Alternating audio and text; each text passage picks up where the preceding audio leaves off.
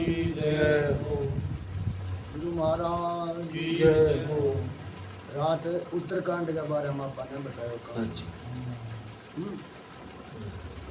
तो लिखिए कि आत्मा रामो विराजते, यानी भगवान के परम धाम में प्रवेश मिलता है, भक्ति मिलती है। श्री रामचरितमानस के उत्तरकांड में काकभूषण जी और गरुड़ जी के संवाद की कथा आती है। उत्तरकांड में ज्ञान भक्ति का मधुर समन्वय किया है। रामायण में जो उत्तरकांड है जिसमें भक्ति कूट कूट के भरी है। काकभूषण जी ने लोमस मुनि के साथ का प्रसंग गुरु जी को सुनाया। काकभूषण जी का एक बार में लोमस ऋषि आश्रम में गए। ज्ञानी महापुरुष मानते हैं कि ब्रह्म निर्गुण निराकार है। परमात्मा में कोई आकार को नहीं, कोई रंग को नहीं, कोई रूप को नहीं। अब जो कहते ना रंग है, ना रूप है, ना कोई आकार है, ना कोई देह है। अब भी ना पकियां जाना सही है, ना दिखे ना दिखे। अब इसी की कोई चीज है वो है असली परमात्मा, लेकिन बिना भी जानो जा सके है। जी हाँ, नींद आपन आवे, नींद देखी थी आप को दिखे कि नींद की अपन अनुभूति हुआ अंदर। कब नींद आ गई, जगा ना का बड़ी दूर की आई। भूख की अनुभूति हुआ अंदर, है नी। यहाँ भी परमात्मा के अपने अंदर अनुभूति हुआ, जिन कहे निराकार। जबकि भगत जन ब्रह्म के सगुण साकार स्वरूप को आराधना करती है। अब जहाँ शिवलिंग पर जल चढ़ा दियो, भगवान की मूर्ति के नमस्कार कर ली, सेवा कर दी, वो सरगुण है। सरगुण में निर्गुण में कोई भेद को नहीं। या 1 रुपये को इन लो पास हो, 1 रुपये को इन लो पास है, चाले दोनों ही नहीं, दोनों चल। ऐसे रुपये का इन लो पास हो, आप उड़ा दिया तो वो चाल किसी की, को है ना। तो सरगुण निर्गुण में कोई भेद नहीं करना। जेकर निर्गुण ताबा वो निर्गुण करो, सरगुण ताबा वो सरगुण करो, दोनों ताबा ना हो तो शुभ कर्म करो, है। और वो ताबा ना हो फिर जाम और मरो, और कोई इलाज को नहीं। लोमस मुनि निर्गुण ब्रह्म के उपासक है। अब लोमस ऋषि जिकाब है निर्गुण परमात्मा की उपासना करता। बन मूर्ति शिव और शिव मतलब की लेन को नहीं हो। काकभूषण जी ईश्वर के सगुण स्वरूप के पक्षपाती है। अब काकभूषण जी का सगुण स्वरूप है वो अच्छा लगे। अब दोनों अलग अलग मति का हो गया। श्री राम के अनन्य भक्त दोनों के बीच में निर्गुण सगुण विषय के विवाद होता है। काकभूषण जी के दृढ़ प्रतिकार से लोमस मुनि को बहुत क्रोध आया। अब लोमस ऋषि क्रोध आया, बोलते किसी तेरे सरगुण है यार, किन्ने माथु मार तो गिरे है जो तो निर्गुण है। उस समय काकभूषण जी मन में विचारते हैं, क्रोध की द्वेत बुद्धि बिनु द्वेत की बिनु अज्ञाना, माया बस परिच्छिन्न जड़ जीव की ईश समाना। काकभूषण कहते हो कि अद्वैत भावी को क्रोध आना नहीं चाहिए। अब काकभूषण जी कह सागर तू कह कि मैं अद्वैती हूँ, मेरे को द्वैत को नहीं, निर्गुण उपासक हूँ, फिर तुम ईश क्यों? अद्वैत में एक ही सत्ता है, दूसरा कोई है ही नहीं।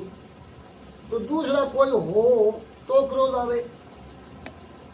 अब जिका निर्गुण निराकार उपासना मान दूसरा कोई दिखे ही को नहीं। अब दूसरा दिखे को नहीं तो गदीश की हम द्वैत भाव हो तो ही क्रोध आवे। द्वैत भाव ज्ञान में टिक सकता नहीं। अज्ञान बिना द्वैत भाव संभव नहीं। क्रोध अहंकार जो है वो अज्ञानी नहीं आसी, ज्ञानी ने कौन आवा। जे ज्ञानी ने आसी तो कोई हेतु आसी। महाभारत युद्ध रचो तो वो कोई हेतु हो, यानी धर्म स्थापना ही है। ज्ञानी भी एक क्षण में क्रोध कर बैठता है। ज्ञानी को भी माया बहुत सताती है। माया वश होते हुए भी जीव कहता है सोहम सी, मैं वही हूँ। तो ऐसा बोलने मात्र से कोई उन स्वतंत्र स्वरूप परमात्मा के समान हो सकता नहीं। अब बात करें तो कोई बात प्राप्त को नहीं अपन है। अब आप बात उठ के मैं ज्ञानी हूँ, अब ये कहता है तो ज्ञानी हो या वो नहीं आप ज्ञानी तो कोई ज्ञान करे हुआ है। ज्ञानी तो ज्ञान होना ही चाहिए। परंतु जीव यदि प्रभु की सतत भक्ति करे तो उन परमात्मा के चरणों में शतान मिल सकता है। अपन ज्ञानी बनने की जरूरत को नहीं। आपा परमात्मा को भजन करा तो भगवान के चरण में अपन जगह मिल जावे, और भगवान के चरण में जब अपन जगह मिल जावे तो फिर अपन और क्या चाहिए, और क्या चाहिए है? शरणों तो मोटो है। हाँ, और माया प्रपंच से बचा जा सकता है। भक्ति के आगे माया का बहुत प्रपंच चलता नहीं। ज्ञान को भक्ति के साथ की जरूरत है। अब भक्ति बिना ज्ञान की को नहीं, और ज्ञान बिना भक्ति की को नहीं। या नर और नारी को जोड़ो हुआ है। अब नर बिना नारी के ग्रह, और नारी बिना नर के ग्रह। गुरु जी पूछती है कि ज्ञान श्रेष्ठ है या भक्ति। गुरु जी पूछे ज्ञान श्रेष्ठ है भक्ति श्रेष्ठ है। काकभूषण जी का उत्तर है भक्ति ज्ञान नहीं कछु भेदा, और ऊबे हरि बहु समुखेदा। तो ज्ञान और भक्ति में कोई भेद नहीं है। भेद कोई करे तो वो अज्ञान है। दोनों जन्म मरण के चक्कर से छुड़ाते हैं। दोनों ही जन्म मरण गए चक्कर से छुड़ावे। तत्व दृष्टि से देखने में ज्ञान में और भक्ति में अंतर नहीं। भक्ति द्वारा ज्ञान प्राप्त होता है, भक्ति के पीछे ज्ञान आता है। क्यों? भक्ति जी की ज्ञान की माँ है। भक्ति के दो बेटे ज्ञान और वैराग्य। वैराग्य में आई है। भक्तिर जी मित्रो ज्ञान से भक्तिर मोक्ष प्रदायिनी। भक्ति मोक्ष मिला। भक्ति हीनेन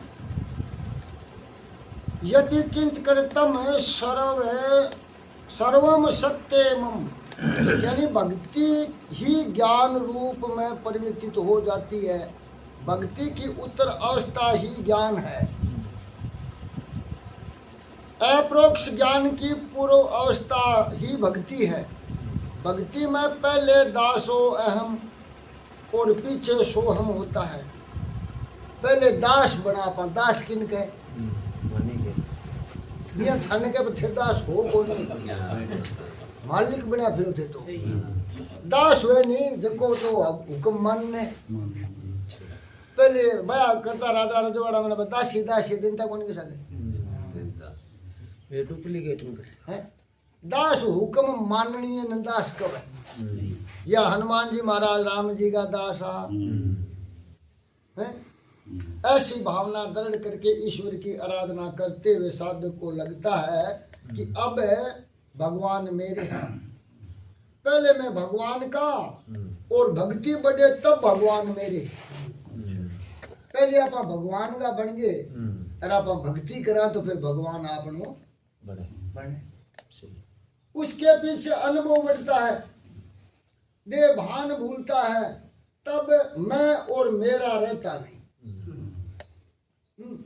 उस समय एक भगवान ही रह जाते हैं। उसके बाद लगता है कि मैं वही ब्रह्म हूं। इस प्रकार दासो अहम से सोहम होता है। सोम शब्द अर्थ है कि वो ब्रह्म मैं ही हूं। भक्ति ज्ञान है और ज्ञान ही भक्ति है। ज्ञान और भक्ति मिलकर एक बनते हैं तब जीवन सफल होता है। काकभूषण जी कहते हैं ज्ञान मार्ग बहुत कठिन है।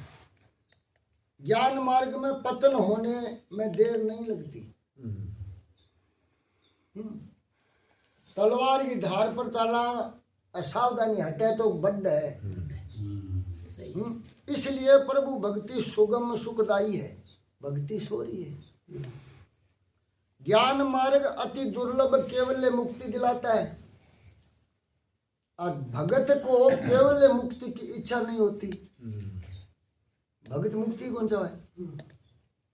उसकी प्रभु के चरणों में स्थान प्राप्त करके प्रभु की नित्य सेवा करने में ही इच्छा होती है कि भगवान माने मुक्ति कौन सी मान तो थारी सेवा करनी है। सेवा ओ तन मिले बिना वह कोनी बिया ओ तन भी एक मुक्ति है। तन बिना दुखी इनका स्वरूपीय मुक्ति यानी जब भी आपन अपने आप को ज्ञान होएगो नहीं तो इन देह में आगे ही होएगो। सही है। इन वास्ते इनका स्वरूपीय मुक्ति आदे ही अपन अपने स्वरूप को ज्ञान करासी। दूसरी मुक्ति ने कहा समीप्य। समीप मानी वह नेड़ो। अब नेड़ा कौन है भगवान है देवता या इंद्र है वरुण है और दिक्पाल लोकपाल देवता घनी ब्रह्मा जी है भगवान गए नेड़ा है। इनका समीप्य मुक्ति। अब बाकी कितनी उम्र है लंबी चौड़ी लेकिन कितनी लंबी चौड़ी हो संख्या तो पूरी हुई है। दूसरी निकाय तीसरी निकाय सालों की मुक्ति। सालों के मुक्ति जो किया है सल्ला वाजना आ जावे और सल्ला वाजना उड़ जावे आ सालों के। चौथी निकाय सामुज्य जी आपने लोटा में एक लोटो पानी है और बोल जगह अपन नहर में या समुद्र में रेड़ दियो फिर वो लोटो है और बिन लोटे ना अपन अलग कर सकांगे फिर यानी समुद्र में पड़ गए समुद्र ही बन गयो बिन का सामुज्य। पांचवी मुक्ति है केवल्य यानी भगवान और जीव में किसी प्रकार का कोई भेद ही कोई। 5 प्रकार की मुक्ति है। भगत को भी वही परम पद प्राप्त होता है जो ज्ञानी को प्राप्त होता है। अब देखो पद ज्ञानी ने मिला वो भक्ति वाले ने मिला और ज्ञान ओख और भक्ति सौखी है। जब पद एक मिले है तो आप सौख वो करा सही है वो कहेगा नहीं अपन पग क्यों जा। सही है। देखो अति दुर्लभ केवल परम पद संत पुराण निगम अगम वद राम भजत सोई मुक्ति गोसाई अनिच्छित आवई परि आई। कि भगत को केवल मुक्ति की इच्छा नहीं भगत तो भरतजी की तरह मांगता है। अर्थ न धर्म न काम रुचि गति न चहु निर्वाण जन्म जन्म रति राम पद ये दीजे वरदान। कि माने तो थारी सेवा ही करनी है। भगत भगवान के चरणों में रहने की इच्छा करता है। प्रभु में तो वह मिल ही गया। भगत और भगवान अलग नहीं है। भगत भगवान से अलग रह सकता ही नहीं है। ये वास्ता पा संत महात्मा मिले ने कहा के का कब आपड़ो भगवान को रूप है कौन कहांगे। भगवान से एक क्षण भी विविकत न हो वह भगत है। निष्काम भक्ति में मुक्ति से भी अधिक दिव्य आनंद है। भक्ति का आनंद जिसको नहीं मिला वह मुक्ति की आशा रखता है। अब का लोग संसारी चक्कर में पड़ रहे हैं। बस संसार में आनंद मानना है गला ईश्वर आनंद तो घटी है ही कोनी क्योंकि बन वो भक्ति वाला रस मिलियो ही कोनी। अब वो रस में एक बार चाख ले तो फिर वो रस आने अच्छो को नहीं लागे। ये वास्ते क्या गुरु का शब्द महारस मीठा पर वो चख है और चख के बाद में तो बदलता टेम ही को नहीं लगे पहली के खारो मीठा के ठापड़े पहली के ठापड़े। सेवा समरण में जिससे तन्मयता हो गई है वह जहां बैठा है वही मुक्ति ही है। काकभूषण जी ने ज्ञान और भक्ति का सुंदर समन्वय किया है। 7 कांडों का संक्षेप में यह भावार्थ है कि राम कथा अमृत कथा है।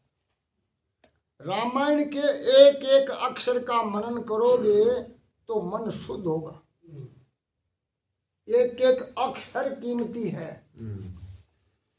और बांगो आप मनन करा मनन करके आपा धारण करा तो जीवन शुद्ध होते टेम कौन लागे। रामचरित्र पापों को जलाता है, रामचरित्र मनुष्य को सावधान करता है। सौ धर्म का पालन करने वाले को बहुत ही सहन करना पड़ता है।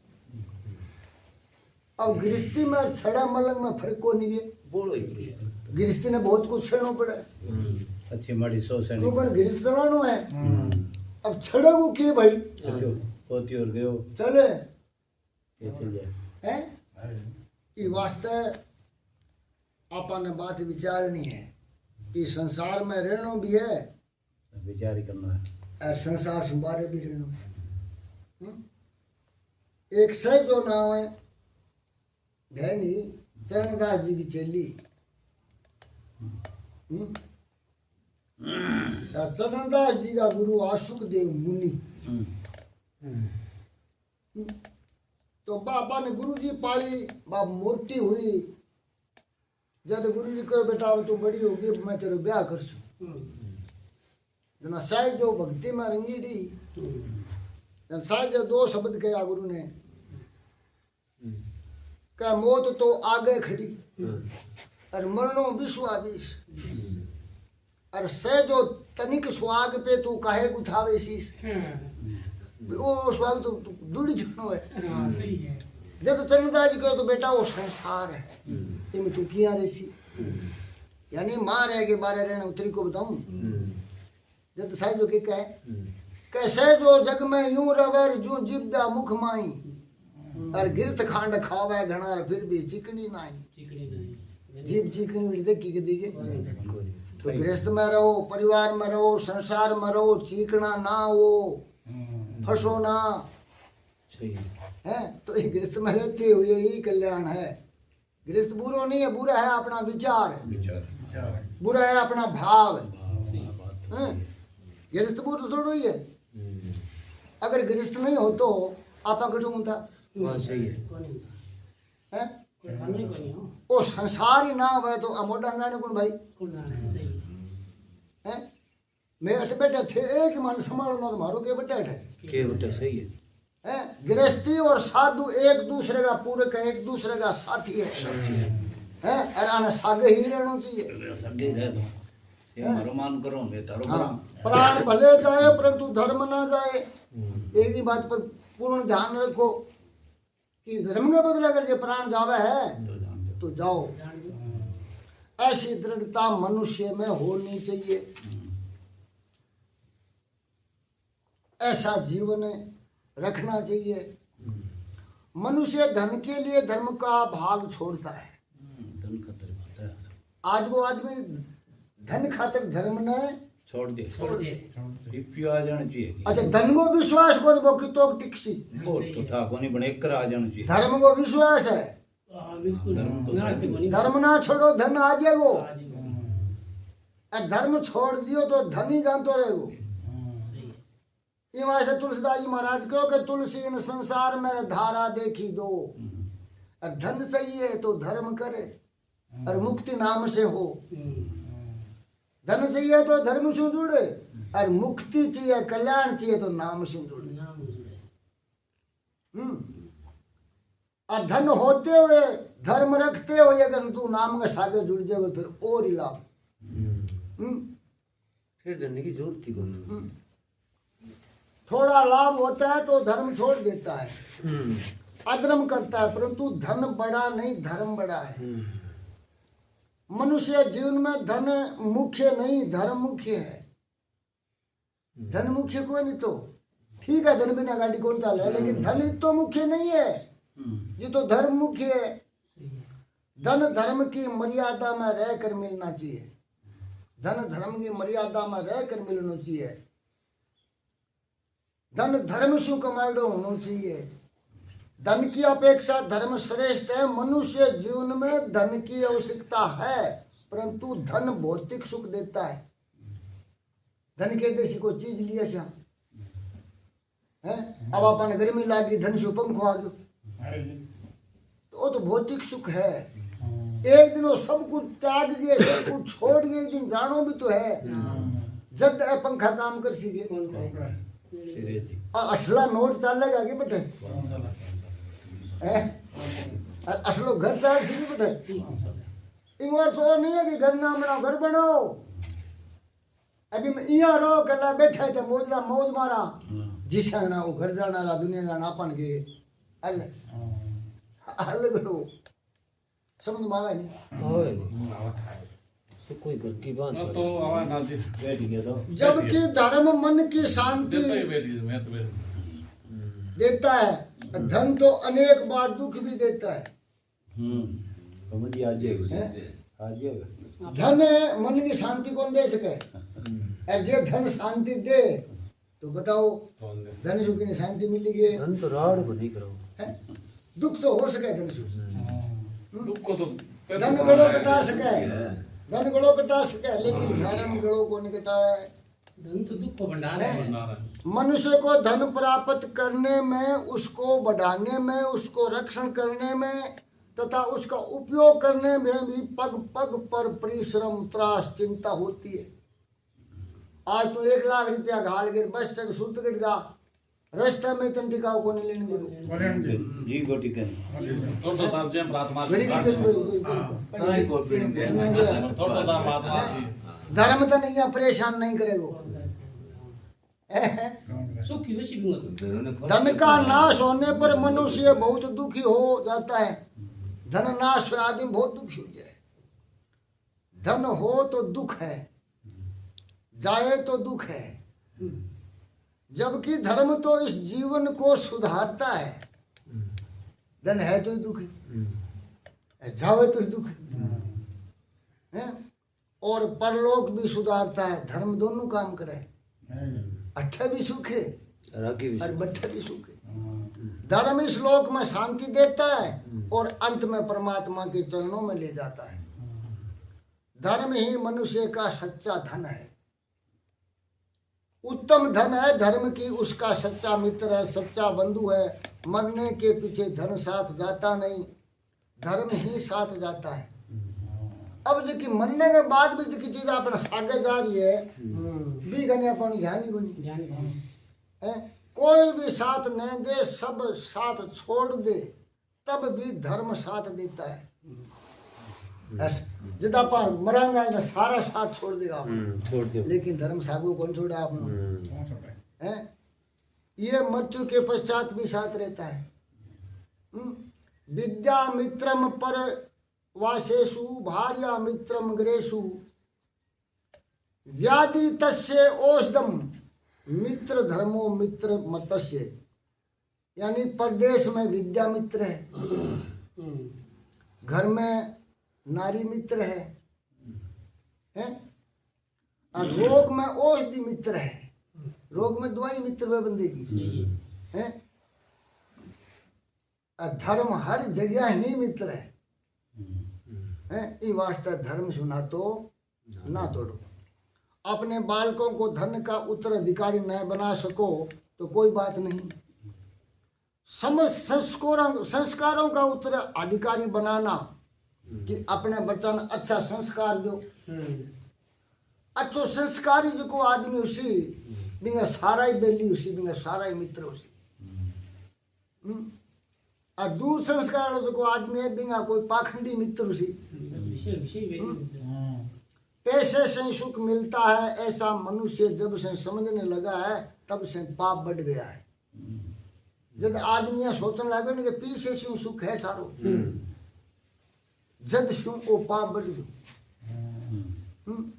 और जीवन में से अशांति चली गई। जीवन की अपनी शांति ही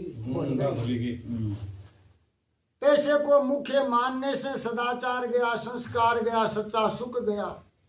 पैसा जो सुख देता है उससे अधिक सुख संयम से और सदाचार से मिलता है। 30,000 गुना ज्यादा सुख क्या में है संयम में। संतोष 30,000 गुना ज्यादा सुख क्या में है सदाचार में है? पैसे से थोड़ा सुख मिलता है ये बात सच्ची है परंतु पैसे से शांति नहीं मिलती। ये कोई मिला है तो लेके देख कौन है? कौन ये पेशा भी इतना ही सत्य है। मनुष्य धर्म की मर्यादा तोड़ता है, उससे दुखी होता है। परमात्मा हमको अधिक सुख देता है, तो हमें धर्म की मर्यादा का अधिक से अधिक पालन करना चाहिए। थोड़ो बोलो जाने बे थोड़ो थोड़ो करे भी जाने बे करे नहीं जाने बे के करे। अपने धर्म में 4 पुरुषार्थ माने गए हैं। धर्म, अर्थ, काम और मोक्ष। अब चारों चीज अपन धर्म देवे है तो फिर और जरूरत अपन कहेंगे भाई। पहला धर्म है और अंतिम मोक्ष है। लास्ट में मोक्ष हुआ है, बीच में अर्थ और काम रखा है। अब पहले धर्म है, फिर काम, फिर अर्थ और फिर मोक्ष। अब बीच में अपन अर्थ और काम में बर्तनों है।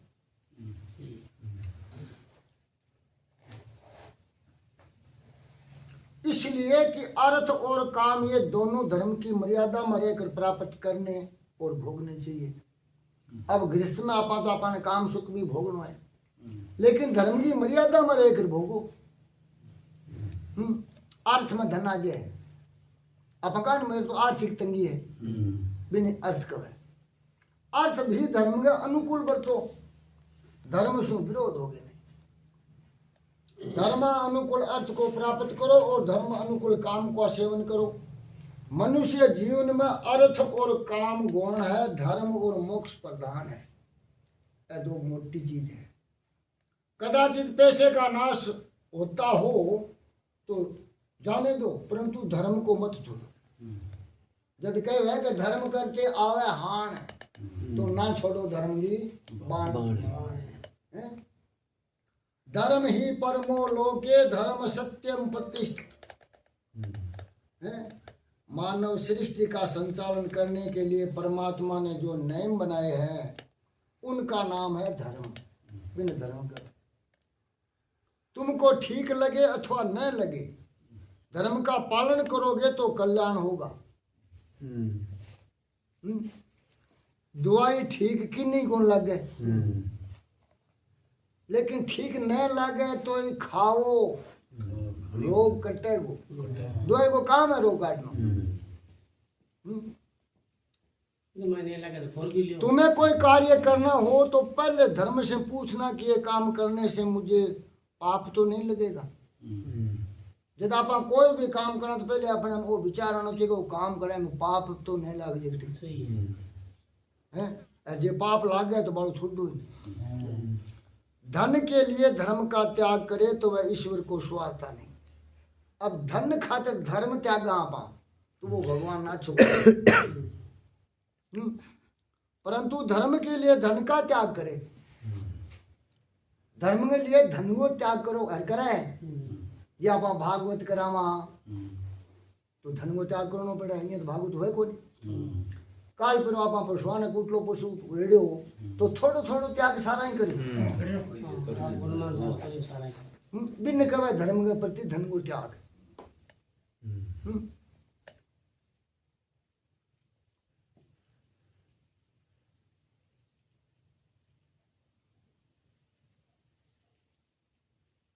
वह प्रभु को अच्छा नहीं लगता। अपने ऋषियों ने धन को सावधान करके साधन माना है। धन एक अपना साधन है, धन साध्य नहीं है, साधन है। महापुरुष धर्म के लिए धन का उपयोग करते हैं, उसमें क्या आश्चर्य है। अरे धर्म रक्षण के लिए तो ये प्राणों का भी त्याग कर देते हैं और करिए। और मैं शास्त्रा में दर्ज है। रामायण में ऐसे अनेक चरित्र है कि जो धर्म के लिए प्राणों का बलिदान कर देते हैं। धर्म के लिए प्राण देने वाला मरता नहीं, अमर हो जाता है। रामायण में जटायु की कथा आती है। धर्म के लिए जटायु रावण सागर लड़ो तो सीता को हरण। आज जटायु को नाम रामायण में है तो मरी रहेगी। मन में तो है नहीं, अमर नाम है। जटायु ने धर्म के लिए प्राणों का बलिदान कर दिया पक्षी होते हुए। आपा तो आदमी नहीं। आज हजारों वर्षों के बाद भी जब रामायण पढ़ते हैं सुनते हैं तो उस समय आपका मन पवित्र होता है। रामचरित्र अति दिव्य है। स्त्री पुरुष श्री सीताराम जी के एक एक गुणों को मनन करे और एक एक सद्गुण जीवन में उतारे। अब राम सीता का लक्ष्य आपा अपने जीवन में उतारा तो पवित्र होते टाइम लाग सके। जीवन दिव्य बन जाए फिर आपनो जीवन है जो अमर हो जाए। परमात्मा श्री राम परम आनंद के स्वरूप है। निराकार आनंद ही निराकार श्री राम में प्रकट हुए हैं। निराकार वस्तु आंख को दिखती नहीं। ये फूल साकार है, आंख को दिखता है, परंतु फूल में जो सुगंध है वो निराकार है। सुगंध अपन दिखेगी। सुगंध और ज्ञान तो अपन नाक ही करावे है। पेड़ में जो मिठास है या मिठास निराकार है। अब पेड़ों ले वहां पा पेड़ों तो दिखा अपन गोल गोल हुए, पर भी में जो मिठास है वो अपन दिखाई देगी। वो तो जीव भी बतावे। है मिठास का कोई आकार नहीं, कोई रंग नहीं। मिठास पीली सफेद या काली नहीं, परंतु पेड़ में मिठास है, इस कारण इसका महत्व है।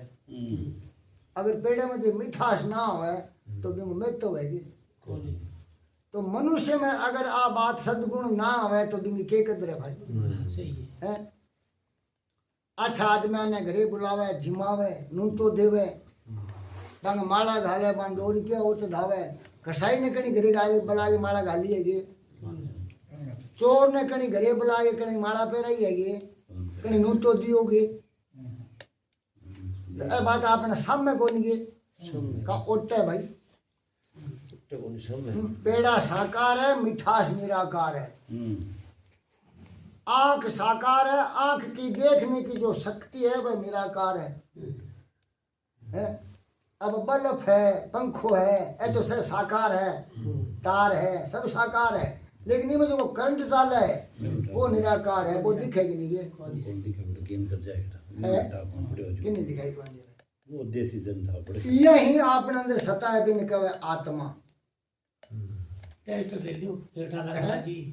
टेस्ट ले लो बेटा लगना जी। परमात्मा निर्गुण निराकार है और सगुण साकार भी है।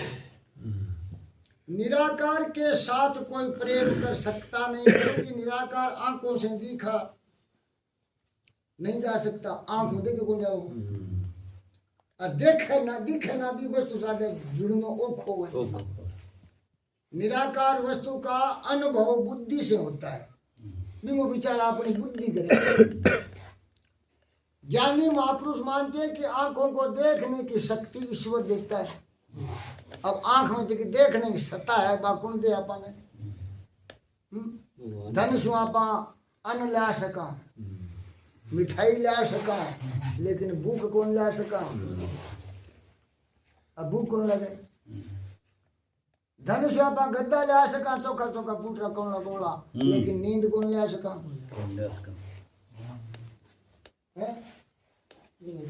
अरे परमात्मा बड़ो उपकार करे अपना पर भी बिना गुण ना गावा तो फिर अपना घटिया कोई और हो सके।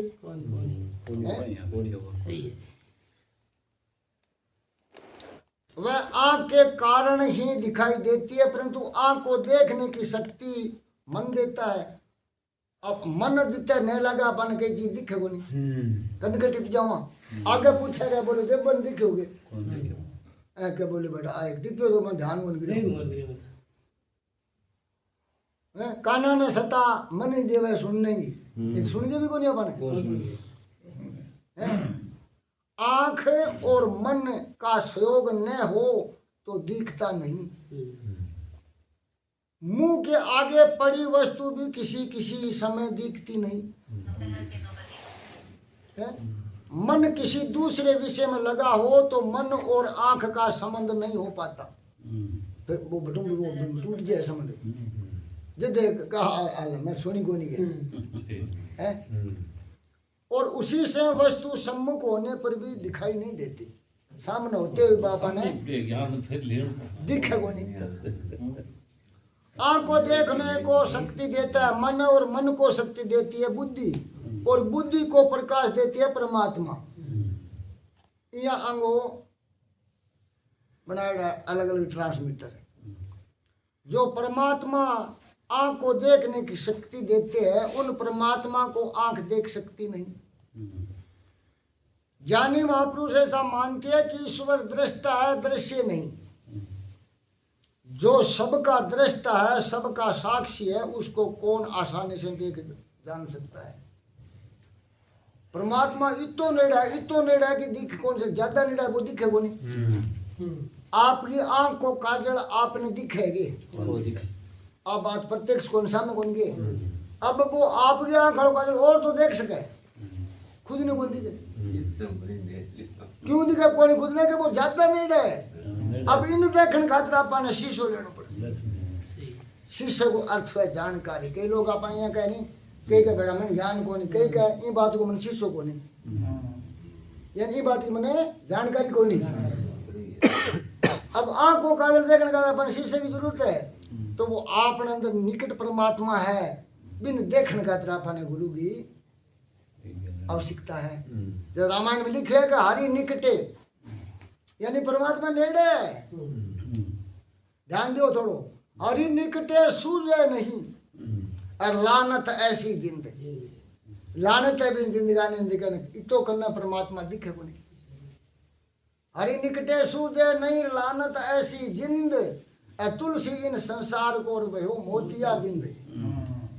अब आपने जी की ज्ञान है यहाँ कब हम मोतियों पड़ गयो। अब अपन इसे डॉक्टर की जरूरत है जो वो मोतियों काटता है। और जितना वो मोतियों ना कटता है, इतने चाहे लाख डॉक्टर कर लिए मुश्किल है। कौन बात मैंने डॉक्टर वो मोतियों काटना होना चाहिए। उस आंख से परमात्मा को दर्शन हो सकता नहीं। बाहर की आंखें को चरम चिक्षु कहते हैं। तो अपना चामड़ी का चिक्षु है, चामड़ी की आंखें हैं।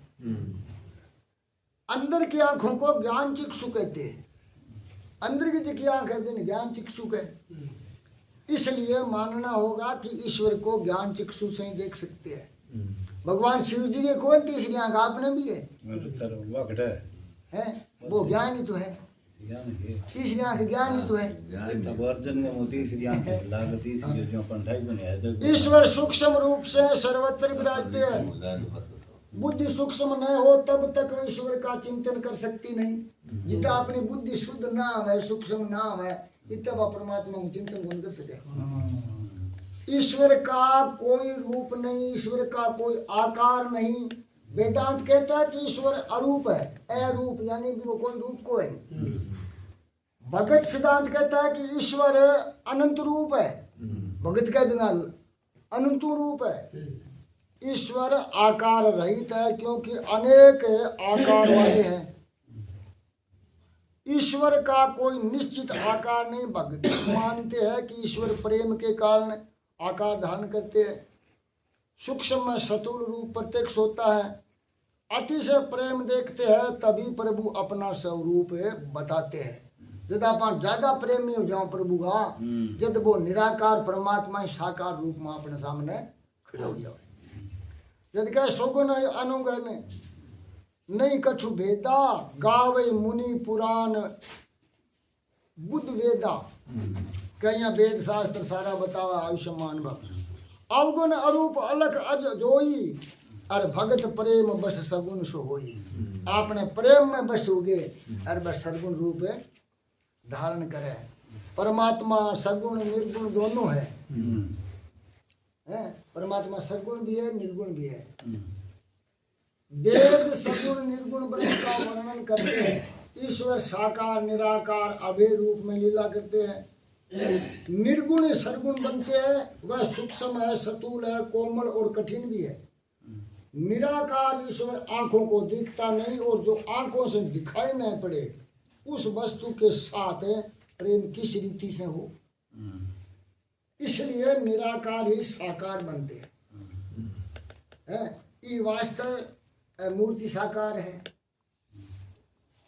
धूपबत्ती साकार है और आपा जगह धूपबत्ती करना आपा भी साकार हाँ तो निराकार नहीं वह साकार कर लियो। श्री राम साक्षात परमात्मा है, सगुण साकार और निर्गुण निराकार है, तत्व दृष्टि से एक ही है।